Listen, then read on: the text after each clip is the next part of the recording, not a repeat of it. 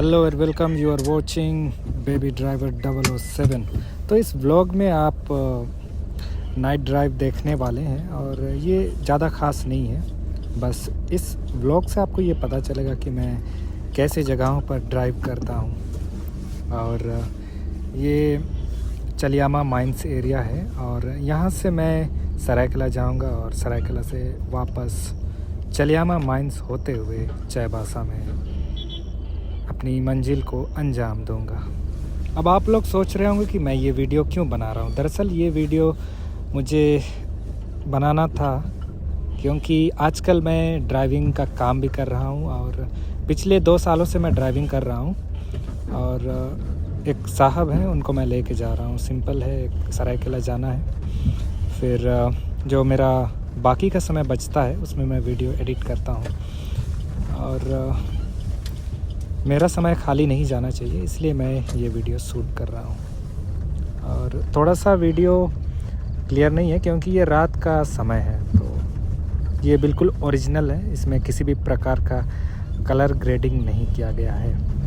इस वीडियो में जो मैं कार ड्राइव कर रहा हूँ उसका नाम है डिज़ायर VDI, मतलब ये एक डीजल वेरिएंट है। और जब मैं इस कार को ड्राइव कर रहा था तो मुझे कुछ चीज़ें पता चली। ये कार चलाने में वाकई मज़ेदार है। शुरू में मुझे कार देखकर शुरू में मेरा मूड ख़राब हो गया था, सच कहूँ तो, क्योंकि लेफ़्ट साइड का मिरर जो है टूटा हुआ था और मुझे लेफ़्ट साइड जजमेंट करने में काफ़ी दिक्कत हो रही थी।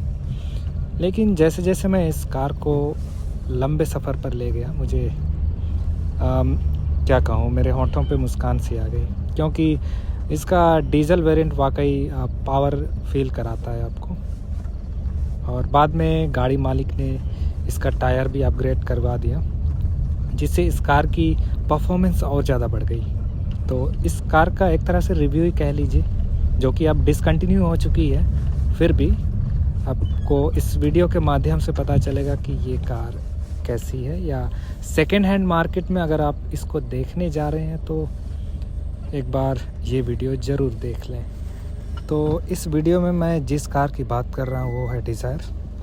और सबसे पहले मैं इसे रांची ले गया था, उसके बाद टाटा, फिर बीच बीच में मैं सरायकला जाता रहता हूँ। तो चलाने के दौरान मुझे पता चला कि इस कार में पावर की कोई कमी नहीं है, क्योंकि ये एक डीजल वेरिएंट है। अगर आप सेकेंड हैंड मार्केट में इसको ढूंढ रहे हैं तो ज़रूर, अगर आपको अच्छी कंडीशन में मिलती है तो ज़रूर जाएं।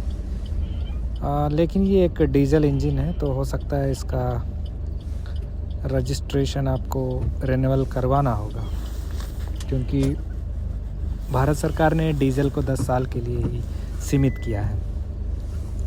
तो अब बात करते हैं इसकी ड्राइविंग क्वालिटी कैसी है। हैंडलिंग ठीक है। आगे के इसमें डिस्प्ले भी लगा हुआ था, ऑनर ने लगवाया था। वैसे इसमें डिस्प्ले नहीं आता, लेकिन आफ्टर मार्केट इसमें आप बहुत कुछ करवा सकते हैं। और माइलेज भी बहुत अच्छा दिखा रहा था, आपको 20+ माइलेज मिल जाएगा इसमें। और सीट, ड्राइविंग सीट थोड़ा सा धंसा हुआ था, बहुत साल हो गए होंगे इसको। तो ड्राइवर मेरा मतलब गाड़ी मालिक ने जो है इसको अभी तक रिपेयर नहीं करवाया है। तो वो थोड़ा सा मतलब ड्राइविंग के दौरान थोड़ा सा पता चलता था कि सीट जो है थोड़ा धंसा हुआ है। अच्छा, बाहर निकलने का गेट इधर ही है, बाहर निकलने का नहीं था। और बूट स्पेस और कैबिन सब बढ़िया था। म्यूजिक सिस्टम भी ओके, वो तो आप अपने अनुसार डलवा सकते हैं। तो चूँकि डिज़ायर थोड़ा सा लो ग्राउंड क्लियरेंस के साथ आती है, लेकिन एक बार भी कहीं पर भी टच नहीं हुआ। शायद हो सकता है इसमें एलॉय का कितना इंच डला हुआ था मुझे नहीं पता, लेकिन इसमें अपोलो के टायर डले हुए थे जो ट्यूब के साथ थे, और जो रोड में ग्रिप बहुत अच्छा बना रहे थे, और भागने में बिल्कुल रॉकेट की तरह। बाकी मुझे नहीं पता कि ये कार कब लॉन्च हुई थी। अभी ये सेकेंड हैंड मार्केट में मिलेगी आपको, या तो टैक्सी के रूप में मिलेगी या फिर किसी ऑफिशियल आदमी के पास होगी। क्योंकि अब बहुत सारा अपग्रेड वर्जन आ चुका है, फिर भी इसके इंजन की परफॉर्मेंस बहुत तगड़ी है। मैंने खुद फील किया है डीजल इंजन। जब भी आप मार्केट में डीजल इंजन खरीदने जाते हैं तो समय के साथ देखिए इंजेक्टर फेल होने का ख़तरा रहता है। एक तो 10 साल का वैलिडिटी है, उसके कारण भी लोग डीजल गाड़ियां सेल कर रहे हैं, और दूसरा फ्यूल इंजेक्टर का कॉस्ट ज़्यादा होने की वजह से भी।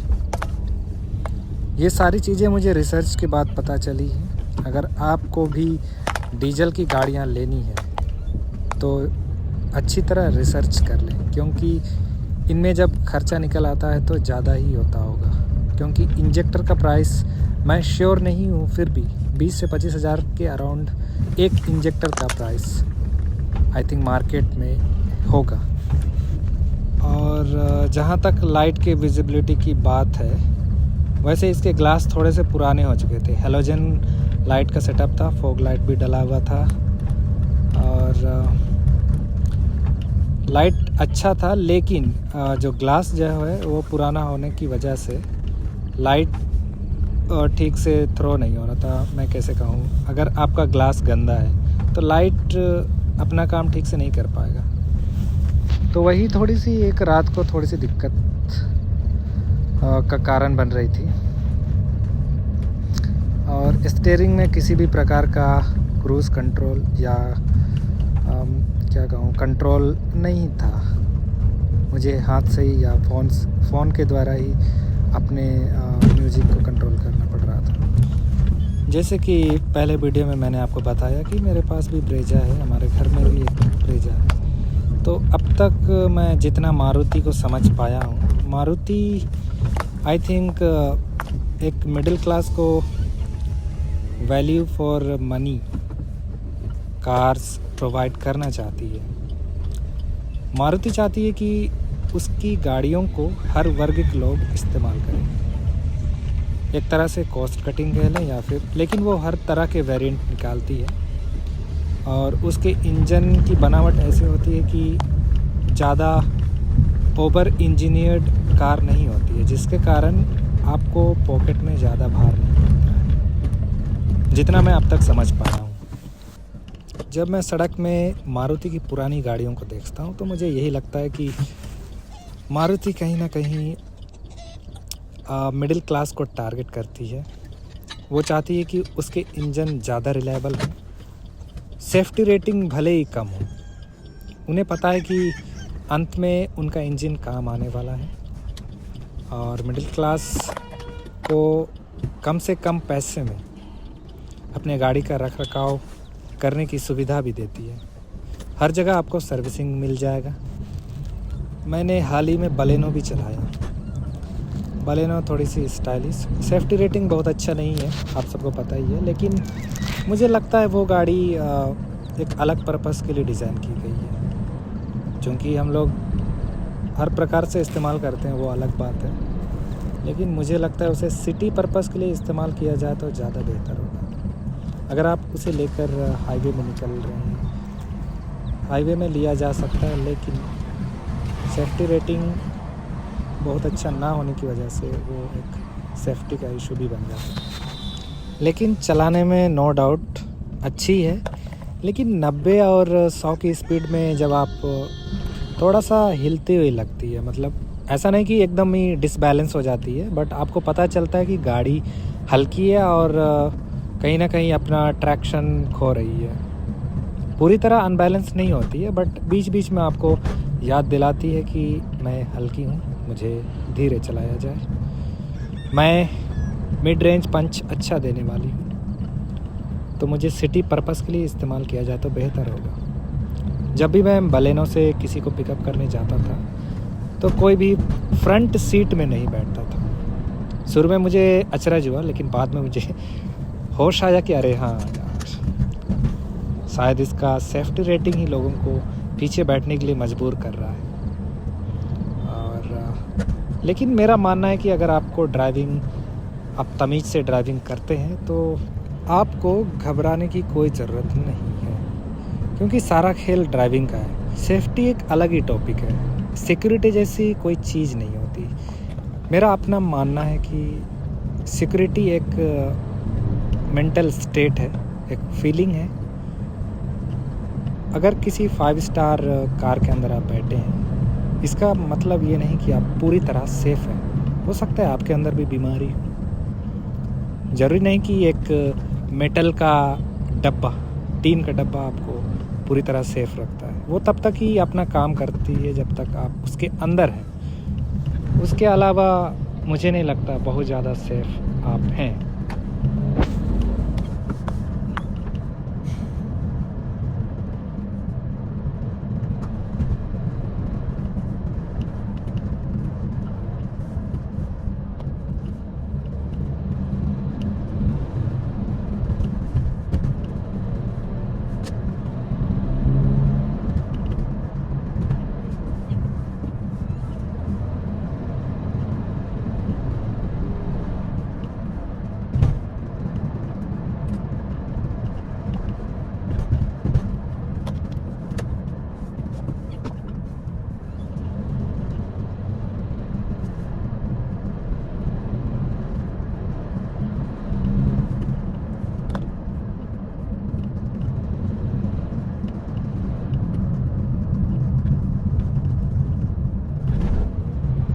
सेफ्टी एक बहुत ही विवादित टॉपिक है। मुझे लगता है संसार में आने के बाद सेफ्टी जैसी कोई चीज़ नहीं होती। अकाल मृत्यु कभी भी आ सकती है। काल से आज तक कोई नहीं बच पाया है। तो मैं फिर से मैं मुद्दे से भटक गया। तो मैं फिर से आ रहा हूँ ड्राइविंग की ओर। मैं ड्राइविंग क्यों करता हूँ? ड्राइविंग मुझे ज़िंदा रखता है। ड्राइविंग आपको सरप्राइज़ करती है। भारत की सड़कों की अगर मैं बात करूं तो वे सरप्राइज से भरी हुई हैं। सरप्राइजेस। भारत की सड़कें आज हैं, कल नहीं हैं। मुझे लगता है, मैं ज़्यादा वैसे भारत भ्रमण नहीं किया हूं, फिर भी मुझे लगता है कि अगर आप अदर स्टेट जाएं, अदर कंट्री जो हाईली डेवलप्ड हैं, वहाँ की सड़कों में उतना सरप्राइज़ नहीं मिलेगा जितना भारत की लोकल सड़कों में, या फिर दिल्ली, मुंबई, या फिर ये मैं झारखंड में रहता तो मैं झारखंड की बात करूँगा। तो जिस तरह से सड़क में आपको सरप्राइज़ मिलते हैं, वो एक वीडियो गेम वाली फीलिंग है जो मैं इसे शब्दों में बयान नहीं कर सकता। आप चल रहे हैं सीधे। मेरा ये मानना है कि जो आपको सड़क में दिखता है वो होता नहीं, और जो होता है वो दिखता नहीं। तो ये वीडियो काफ़ी ज़्यादा लंबी होने वाली है। हो सकता है आप बोर हो जाएं या फिर वीडियो को बीच में छोड़ दें। अभी तुरंत आपने देखा कि एक भाई साहब ने मुझे डिपर लाइट नीचे करने को इशारा किया। और भारत में मुझे नहीं पता, लोग वैसे ज़्यादातर मैं लाइट को हाई करके नहीं चलाता हूँ। नॉर्मल मैं ध्यान रखता हूँ कि मेरी वजह से किसी को किसी भी प्रकार की दिक्कत ना हो। आजकल जो सरकार LED बल्ब का कॉन्सेप्ट लाई है, LED घर के लिए तो ठीक है, लेकिन सड़क के लिए मुझे थोड़ा सा प्रैक्टिकल नहीं लगता। पुरानी गाड़ियों में अगर आप देखेंगे तो उनमें हैलोजन का इस्तेमाल ज़्यादा हुआ है, क्योंकि वे ज़्यादा प्रैक्टिकल होती हैं। फॉग में आप हैलोजन से बहुत कुछ देख सकते हैं, लेकिन LED जो है फेल होती दिखती है। बहुत ज़्यादा विजिबिलिटी की उम्मीद करना, पैसे की बर्बादी करना LED के लिए मुझे नहीं लगता ये सही है, क्योंकि एक से एक पावरफुल LED का दावा किया जाता है। लेकिन जब आप हैलोजन लेकर सड़क पर उतरते हैं तो उसकी बात ही कुछ और होती है। आप खुद देख सकते हैं, जैसे जैसे मैं आगे बढ़ूँगा हैलोजन में ट्रकों में कभी भी LED सेटअप आपको देखने को नहीं मिलेगा। हो सकता है वो एक्सटर्नल LED यूज़ करते हैं, लेकिन उनका कलर भी अलग होता है। ज़्यादातर हैलोजन का इस्तेमाल किया जाता है। बाकी आप सब कमेंट कर सकते हैं कि LED पावरफुल है या फिर हैलोजन। आपको कौन सा लाइट बेहतर लगता है? जब मैं हैलोजन देखता हूँ तो वो हल्की सी रेड और हाँ हल्की येलोइश, तो वो ज़्यादा सेंस बनाती है। और वहीं आप जब LED देखते हैं तो वो बहुत ज़्यादा ब्राइटनेस तो होती है, लेकिन जब आप रोड में देखते हैं तो वो वाइट कलर छोड़ती है। वाइट कलर फेंकती है, नॉट छोड़ती है, वाइट कलर फेंकती है, जो कि ज़्यादा फॉग एरिया में प्रैक्टिकल नहीं है। मुझे नहीं पता लोग इस वीडियो को देखने वाले हैं या फिर नहीं, क्योंकि ये 36 मिनट की वीडियो कोई क्यों देखेगा। रात की ड्राइविंग, नाइट ड्राइविंग जिसमें मैं खुद एंजॉय कर रहा हूँ। वैसे मैं इसमें म्यूज़िक बजा सकता था, लेकिन कॉपीराइट का इशू आ जाता। मुझे लगता है मुझे जल्दी संगीत सीखने की ज़रूरत है, ताकि मैं ड्राइविंग के साथ साथ लोगों का मनोरंजन भी कर सकूं। मैं वैसे ठीक ठाक गा लेता हूं, बहुत अच्छा नहीं, लेकिन हम लोग 90s के बच्चे हैं। We are 90s kid, so we can sing. वैसे आपका फेवरेट सिंगर कौन है, आप कमेंट कर सकते हैं। वैसे ज़्यादातर हम लोग सफ़र के दौरान कुमार सानू, उदित नारायण, अभिजीत नारायण, अलका याग्निक और भी फीमेल सिंगर में श्रेया घोषाल, आशा भोसले, लता मंगेशकर, किशोर कुमार, इनसे तो आप परिचित ही होंगे, इनको कौन नहीं जानता। ये लीजेंड सिंगर्स हैं। और तो मुझे इस बात का काफ़ी दुख है कि मैं गाना नहीं चला सकता, क्योंकि कॉपीराइट क्लेम आ जाएगा।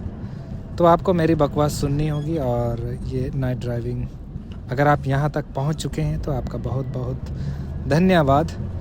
तो मुझे लगता है मुझे अपने भाषण को यहीं ख़त्म करना चाहिए। बाकी आप देख रहे हैं मैं कितनी ख़तरनाक जगहों पर ड्राइविंग करता हूँ, बहुत ही ख़तरनाक। ये देखिए भाई साहब कितने मुश्किल से अपने घर की ओर लौट रहे हैं, और मुझे लगता है परिवार उनका इंतज़ार कर रहा है। वैसे मेरी अभी तक शादी नहीं हुई है, फिर भी मैं घर अपने लिए जाता हूँ। बाकी आपको दिख रहा होगा ये कितना ख़तरनाक है। जैसे ही 9 बजेगा, नो एंट्री लागू हो जाएगी, उससे पहले मुझे घर पहुँचना होगा। इसलिए मैं कार को बहुत तेज़ भगाने वाला हूँ, या फिर भगा रहा हूँ, आप देख सकते हैं इस वीडियो में। तो मिलते हैं नेक्स्ट वीडियो में। बाकी का सफ़र आप एंजॉय कर सकते हैं, आपकी मर्ज़ी, आप रुक सकते हैं या फिर आप जा सकते हैं। इसी तरह देखते रहिए बेबी ड्राइवर 007। इसी तरह मैं लाता रहूँगा ड्राइविंग रिव्यूज़ और व्लॉग्स।